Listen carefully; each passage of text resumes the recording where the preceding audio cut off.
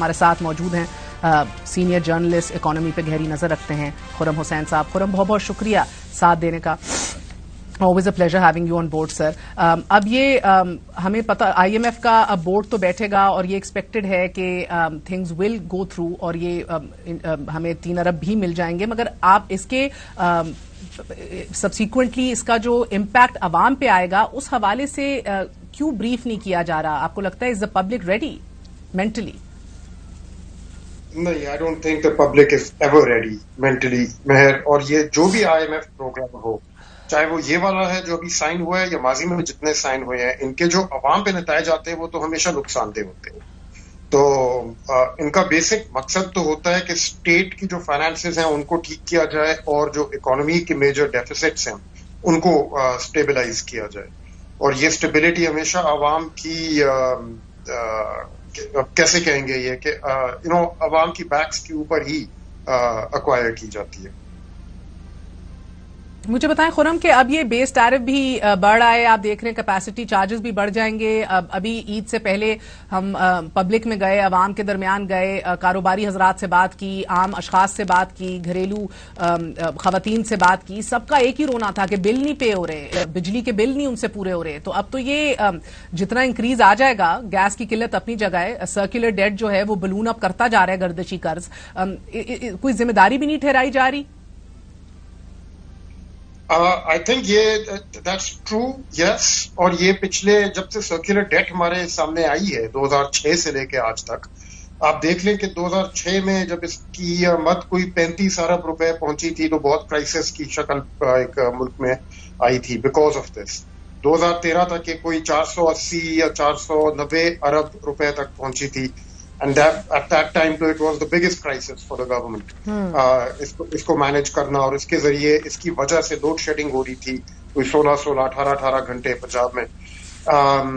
2018 تک اس کی جو لیول تھی وہ کوئی 1.1 ٹریلین روپیز پہ پہنچ گئی تھی.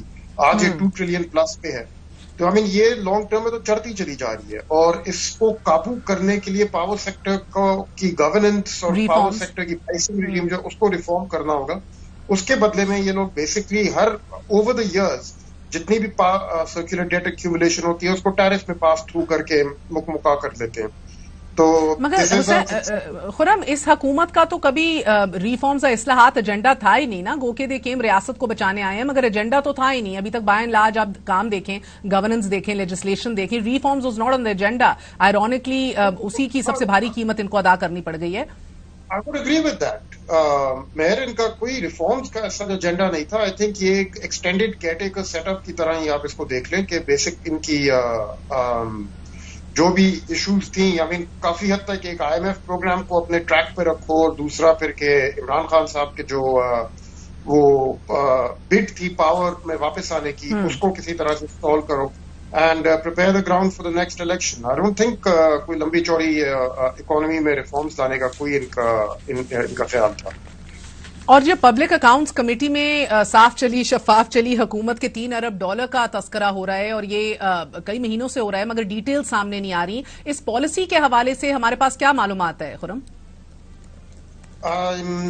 معلومات بیسکلی اس میں یہ, میری خود ابھی نور عالم صاحب سے بات نہیں ہو سکی, میں کوشش کر رہا ہوں ان سے ریچ کرنے کی.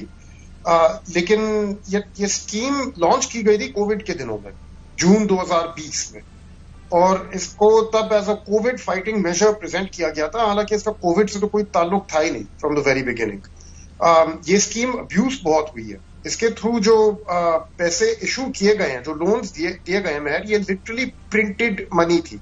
جو اسٹیٹ بینک نوٹ چھاپ کے بینکس کو دے رہا تھا اور کہہ رہا تھا یہ آگے انڈسٹریلسٹ کو لون کرو.